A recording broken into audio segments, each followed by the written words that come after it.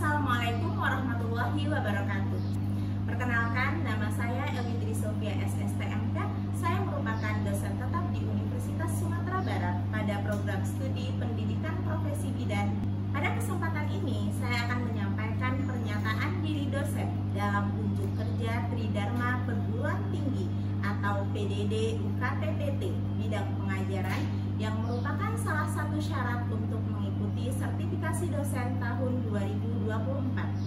Pada pernyataan PDD UKT-PT ini, saya akan menjabarkan salah satu mata kuliah yang saya ampu pada semester ini, yaitu asuhan kebidanan pada persalinan dan bayi baru lahir dengan bobot 7 SKS yang terdiri dari 4 SKS teori dan 3 SKS praktikum. Penjelasan terkait mata kuliah ini meliputi DIA. Deskripsi mata kuliah ini adalah memberikan asuhan kebidanan pada persalinan dan bayi baru lahir yang didasari oleh pengetahuan, sikap, dan keterampilan berdasarkan evidence-based kebidanan.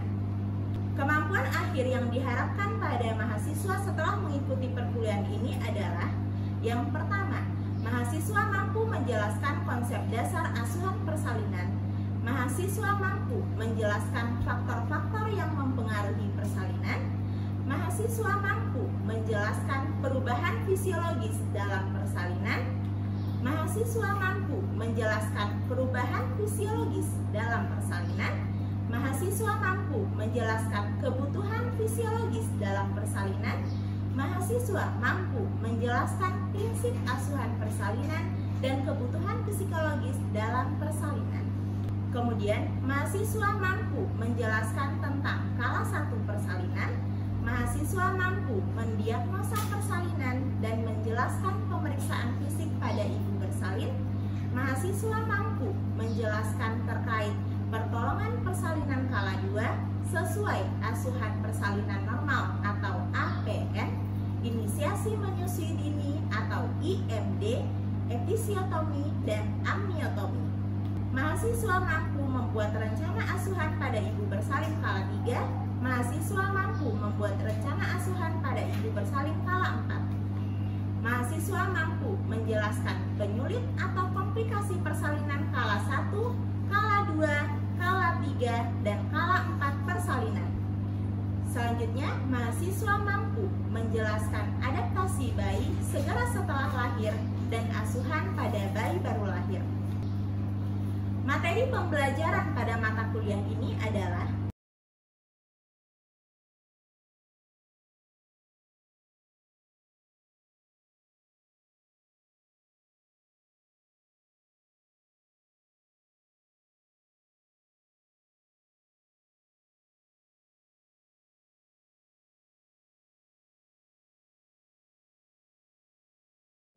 adapun media pembelajaran yang dipakai adalah interaksi langsung berbasis teks menggunakan grup WhatsApp, komunikasi langsung melalui suara atau voice melalui phone maupun WhatsApp, bahan ajar berupa teks dalam format PDF seperti e-book dan e-journal, file presentasi seperti file PowerPoint presentation, assignment yang merupakan tugas mandiri berupa latihan pemahaman konsep atau praktik yang diberi rentang waktu penyelesaian tugas. Adapun buku ajar dan bahan ajar yang digunakan pada mata kuliah ini diantaranya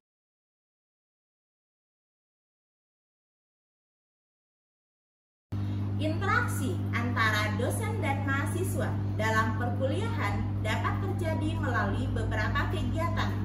Di antaranya, yang pertama, berdoa bersama. Yang kedua, menyapa dan mengecek kehadiran mahasiswa. Review materi pembelajaran sebelumnya. Persepsi dalam kegiatan pembelajaran. Memberi motivasi belajar pada mahasiswa. Pemaparan materi yang merupakan kombinasi dari beberapa metode pembelajaran seperti ceramah dan tanya jawab, curah pendapat melalui brainstorming, dan diskusi kelompok. Adapun penilaian perkuliahan ini meliputi yang pertama, tugas individu atau diskusi dengan bobot 10%, kuis dengan bobot 10%, sikap bobotnya 10%, ujian tengah semester dengan bobot 20%, ujian akhir semester dengan bobot 20%, dan praktikum 30%. Demikianlah penjelasan dari RPS mata kuliah asuhan kebidanan, persalinan, dan bayi baru lahir. Berikut saya tampilkan video proses pembelajaran tentang perubahan psikologis dalam persalinan yang materinya meliputi. Selamat menyaksikan video pembelajaran yang saya lakukan secara tatap muka di kelas. Terima kasih. Assalamualaikum warahmatullahi wabarakatuh. Oke, assalamualaikum warahmatullahi wabarakatuh. Waalaikumsalam warahmatullahi wabarakatuh. Baik, alhamdulillah kita ketemu lagi, dan insya Allah dalam beberapa menit ke depan kita akan membahas terkait dengan perubahan psikologis dalam persalinan ya. Oke, sebelum kita masuk ke pembelajaran, saya minta kepada ketua kelasnya Zizi untuk dipimpin berdoa. Silakan Zizi. Baiklah, sebelum pembelajaran kita mulai, ada baiknya kita berdoa menurut agama dan kepercayaan masing-masing. Berdoa baik. Selesai. Oke, sebelum kita masuk pembelajaran hari ini, saya akan menyampaikan peraturan dalam pembelajaran ya. Seperti biasa, bahwa saudara harus mengikuti pembelajaran ini dengan baik ya. Saya mohon untuk interaktif ya. Kemudian jaga kondisivitas pembelajaran ini. Jangan lupa kalau seandainya ada sesuatu yang ganjil atau ada sesuatu yang tidak dimengerti, mohon untuk bertanya. Karena perkuliahan ini adalah sarana atau wahana untuk saudara bertanya. Oke? Ini ada yang tidak hadir? Hadir semuanya? Absensinya ya. Namanya Anjani. Ada Bu. Angel. Ada Bu. Lina. Ada Bu. Oke, sebelum kita masuk pada materi hari ini, yaitu terkait dengan perubahan psikologis dalam persalinan, maka kita akan harus review dulu materi sebelumnya. Ada yang masih ingat nggak materi sebelumnya terkait dengan tentang apa? Perubahan fisiologis dalam persalinan. Terkait dengan perubahan fisiologis dalam persalinan. Nah, ada yang masih ingat apa saja perubahan fisiologis yang terjadi pada ibu bersalin? Oke, namanya siapa? Lina Bu. Bisa Hasina, apa perubahan yang terjadi pada ibu bersalin? Perubahan pada uterus. Perubahan pada uterus. Apa perubahannya Lina? Terjadinya kontraksi uterus Bu. Oke, bagus sekali ya tadi dikatakan temannya bahwa terjadi kontraksi uterus ya. Jadi pada persalinan itu akan terjadi kontraksi uterus. Kita ingat lagi bahwa akan terjadi kontraksi uterus di segmen atas rahim ya. Dan sementara segmen bawah rahim dari isthmus PUD itu dia segmen yang pasif. Dia akan terjadi kontraksi uterus pada segmen atas rahim. Nah, kemudian apa nih perubahan yang terjadi pada ibu bersalin? Oke, namanya siapa? Nah, namanya Perubahan tekanan darah, suhu, pernapasan, dan nadi. Nah, gimana perubahannya? Tekanan darah, suhu, pernapasan, nadi meningkat selama kontraksi dan menurun kembali di antara kontraksi. Oke, bagus sekali ya. Jadi itulah dia tadi perubahan-perubahan yang terjadi selama perubahan-perubahan fisiologis yang terjadi pada ibu bersalin. Nah, ini dia yang sudah saudara pelajari pada minggu lalu ya. Oke, sekarang kita lanjut pada pembelajaran hari ini, yaitu terkait dengan perubahan psikologis dalam persalinan. Nah, sebelum kita masuk pada materi, saudara harus memahami bahwa setelah saudara mengikuti perkuliahan ini, saudara harus mampu memberikan asuhan kebidanan pada ibu dalam persalinan yang mengalami perubahan psikologis dengan berdasarkan manajemen kebidanan yang didasarkan pada konsep-konsep, sikap, dan keterampilan sesuai hasil evidence. Nah, tujuan pembelajarannya apa? Yang pertama, mahasiswa mampu menjelaskan perubahan psikologis dalam persalinan. Kemudian mahasiswa mampu menjelaskan tindakan farmakologi yang bisa kita berikan kepada ibu bersalin dalam memanage rasa nyeri. Ya. Nah, sekarang kita lihat berdasarkan pembelajaran sebelumnya dan berdasarkan gambar yang ada di sini. Kira-kira menurut saudara apa saja sih perubahan psikologis yang terjadi pada ibu bersalin? Oke, apa perubahannya? Adanya stres sama cemas Bu.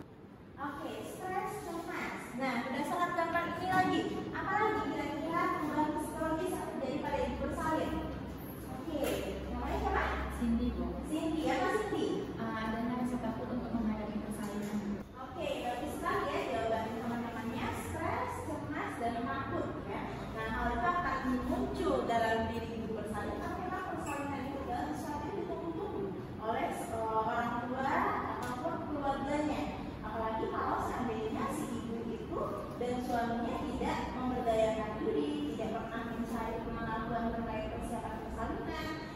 ditambah lagi dengan bidannya yang tidak mengedukasi pasien, maka akan muncul rasa takut, stres, dan cemas ya. Oke, bagus sekali jawabannya.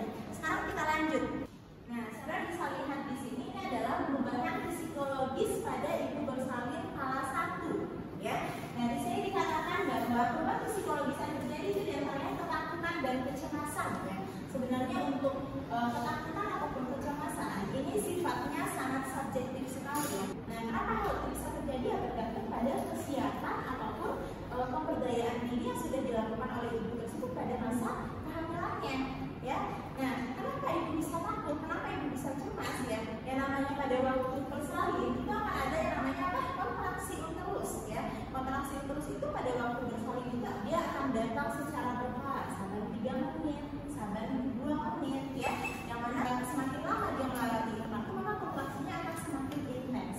Ada kalanya si ibu tersebut karena memang minim pemberdayaan diri, minim pengetahuan ya, sehingga si ibu tersebut dia merasakan kontraksi itu sangat hebat sekali ya. Ada ketika kontraksi itu datang sangat hebat sekali dan ibunya minim pemberdayaan diri, maka ibu tersebut merasakan oh mungkin ini akhir dari kehidupannya, sehingga si ibu itu berpikir dia takut akan bahaya dalam proses persalinan. Dia ingat akan dosa-dosa atau kesalahan yang pernah dilakukan oleh si ibu tersebut. Kemudian ketakutan itu juga bisa muncul takut jika bayi yang dilahirkannya itu cacat. Namanya ini adalah persalinan, sesuatu yang dinantikan ya. Nah, maka dia akan ada rasa khawatir ya. Dan kemudian kita lihat lagi yang kedua ini adalah timbulnya rasa tegang, takut, kesakitan ya. Ini sebenarnya terkait dengan support system ya. Support system dari orang-orang terdekat. Nah, kalau seandainya ada support system dari suami atau orang terdekat ibu, misalnya ibu mengharapkan adanya orang tuanya untuk hadir pada waktu persalinan, ternyata pada saat bersalin karena suatu hal orang tuanya tidak hadir, maka terjadilah ketegangan ataupun konflik batin. Nah, kemudian ada lagi sering timbul rasa jengkel, tidak nyaman dan selalu kegerangan. Tidak jarang kita melihat ibu bersalin itu yang ketika kontraksi datang dia marah kepada suaminya, jengkel kepada suaminya, melampiaskan kontraksi yang dia rasakan kepada suaminya, pinjaman rambut suaminya dan lain sebagainya, ya, sehingga timbul rasa jengkel. Dan inilah penting ya, penting kepada kita sebagai tenaga kesehatan untuk mengedukasi ibu hamil agar dia mempersiapkan persalinan, agar pada waktu dia menghadapi infarksi dia nggak panik, dia tahu apa yang harus dilakukannya, sehingga kita harapkan tidak timbul nih rasa jengkel, ya, tidak timbul kecemasan yang sangat tinggi. Yang namanya cemas pasti ada, tapi levelnya yang kita minimalisir, ya. Kita lanjutkan ya, ketakutan menghadapi kesulitan dan risiko bahaya melahirkan. Pada ibu bersalin itu pasti terjadi ketakutan apakah dia dan bayinya itu akan selamat pada saat proses persalinan ya. Makanya kita penting untuk mengedukasi ibu pada saat pelayanan antenatal. Kita kasih tahu ibunya, oh ibu hasil pemeriksaannya, sehingga ibunya tidak dipenuhi dengan rasa takut. Oh ibunya tahu ternyata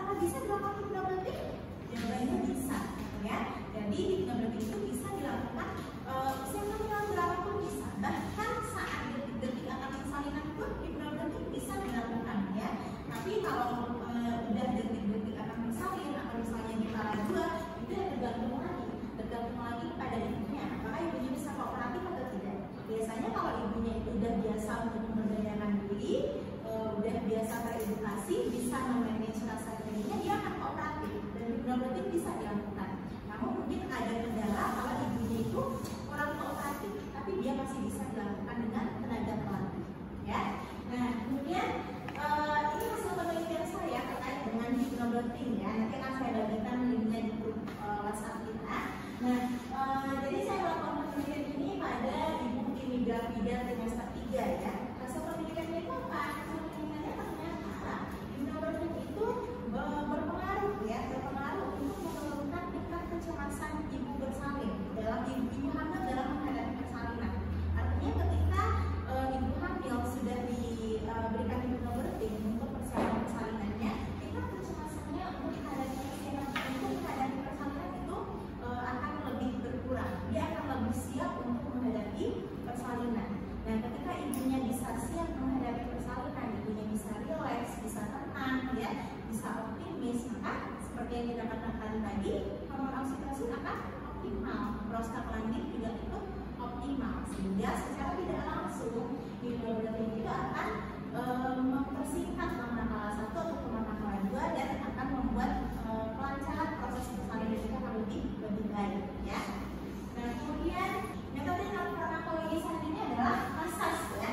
Masas ini sebenarnya terapi nyeri ya, terapi nyeri yang paling primitif, ya, yang sudah ada sejak zaman dahulu, yang sampai saat ini masih digunakan oleh provider ataupun bidan-bidan kita.